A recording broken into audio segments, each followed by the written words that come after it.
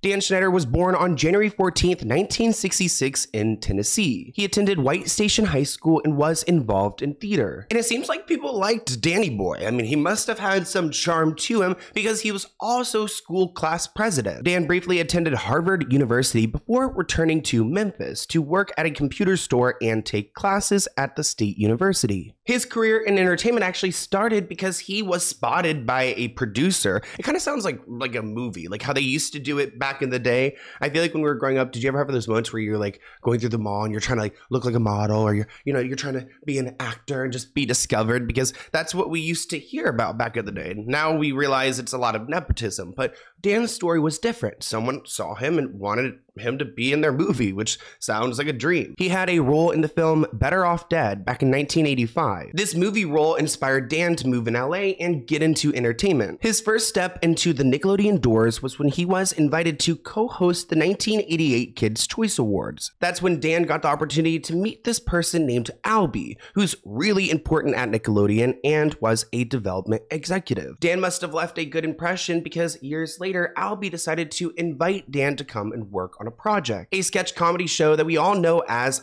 All That. This led to Dan getting big into production. I mean, he actually created his own company, Schneider's Bakery, which launched in 2003. Schneider's Bakery is responsible for a lot of the shows that you and I grew up on, like Sam and Cat, Drake and Josh, Game Shakers, Victorious, Zoe 101, Don't Trigger Me, and of course, iCarly, What I Like About You. No one had ever really done sketch comedy starring kids for kids. While Dan was applauded for his sharp ability to grab children's attentions through his hilarious sketches, teens loved him, but behind the scenes, he was known as an abusive boss who would take advantage of his cast and crew. I actually helped the people on Quiet on Set gather some information on Dan to then put out this documentary, a documentary that he's trying to get shut down. In the series, several former stars and production staff accused Dan of pressuring wardrobe costumers to give him massages on set, underpaying and coercing female writers to perform inappropriate acts, and of course continuing to push his child stars into these scenes that are inappropriate and disgusting, usually of some type of like sexual nature. As I stated, this is going to be a deep dive into Dan, and I want to start off with the bullying.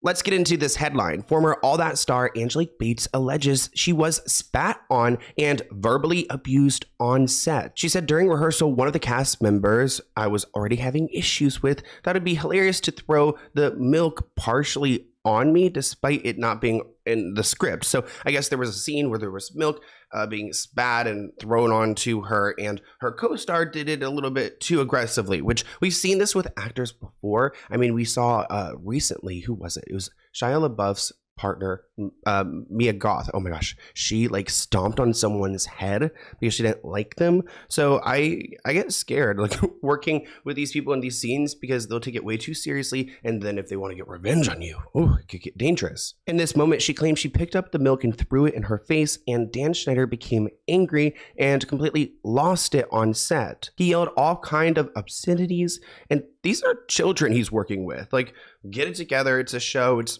not that serious. It's Nickelodeon. When that happened, when she spit the milk in my face, you know, what happens when someone spits in your face? Immediately, I reacted because it was like whoosh, and then I was just like that, and I immediately threw it in her face, and Dan flew off the handle. Completely flew out the handle, was yelling at me. Just, I can't even begin to tell you what he was saying. I don't even remember, but he was yelling at the top of his lungs. The mic was still on. So if you were in the dressing room, if you were on any of the floors, if you were in the office, you heard it because it was intercoms.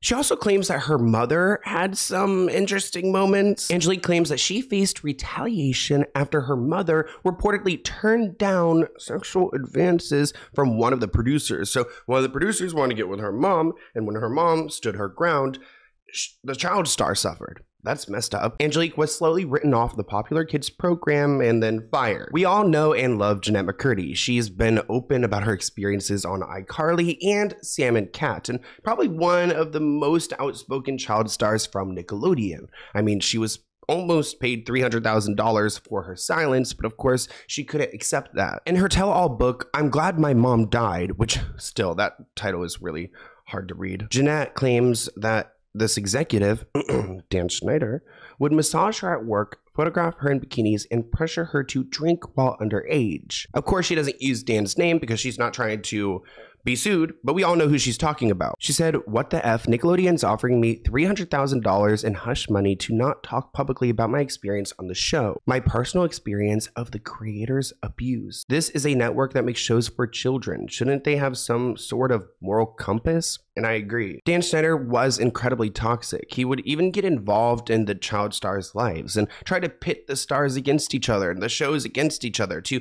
make them compete for more ratings, more attention, and essentially more money for Dan. What about the bad parts? That sounds easier. It certainly is. Bad parts. I mean, there's a lot of abuse that happens. I worked with an incredibly emotionally abusive producer. Even talking about it now, my face gets hot thinking of it, just Ooh. because, he'd say things like, you guys would work at Yogurtland if you didn't work for me. And he would just scream. How old were you? I was, when I started the show, I was 13. He was like a comically, like the bad teacher or whatever you would expect in like an over the top broad family comedy. That's what he seemed like, very villainous and almost like mustache twirly in his kind of personality.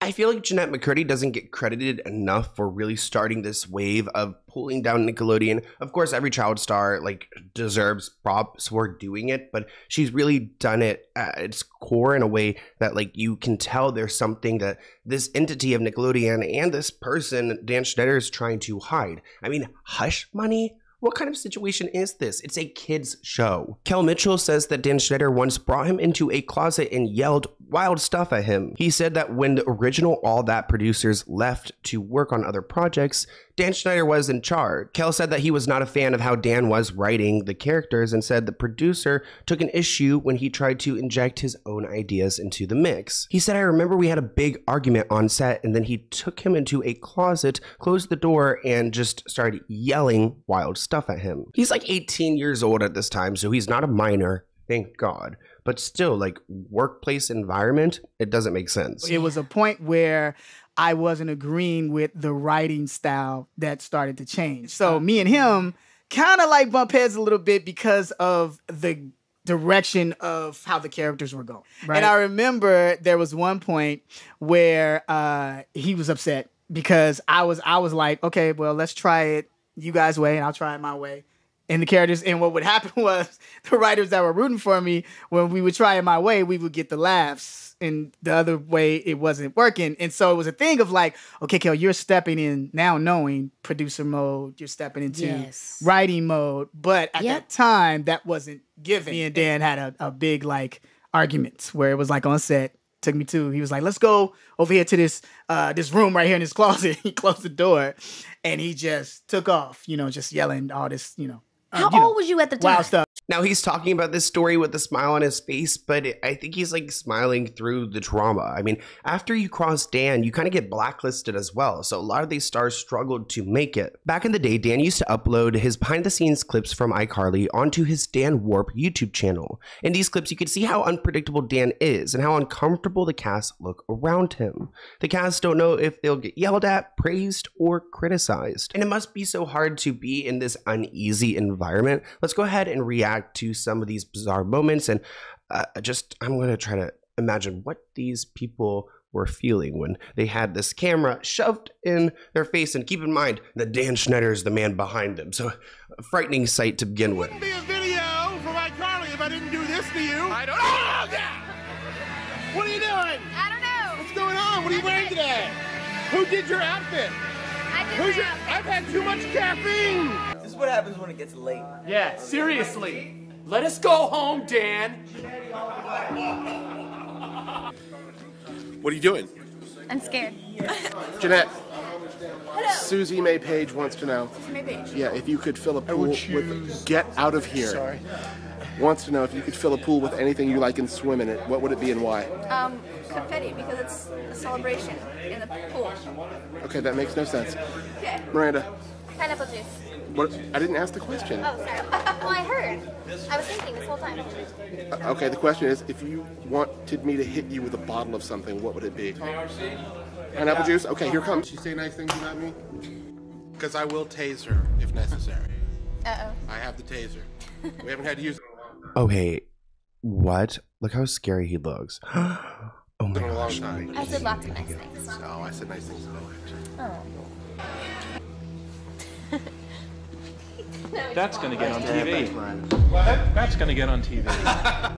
That whole little montage made me so uncomfortable. It kind of felt like a trailer to a scary movie. There were also some racist moments on set. One of the star's moms actually voiced her opinion because she wondered why her black son appeared in a scene in which he sold Girl Scout cookies in the style of a crack dealer on the streets. Wow. I mean, this is a kid, and also it's kids' entertainment. Quote, Dan had a nice relationship with some of the white kids. My time on Nickelodeon played a big part in how I dealt and still deal with racial issues. Tracy, his mom, alleged that her complaints over the adult content of the show and treatment of her son was why he wasn't asked back for another season. A lot of these stars who got out of the Nickelodeon verse early on are happy because they avoided some of the embarrassing moments we still talk about today, like these inappropriate scenes that kids should not be acting in. Thank you for watching this clip from the Let's Get Into It podcast. To view the full episode, visit the link listed below.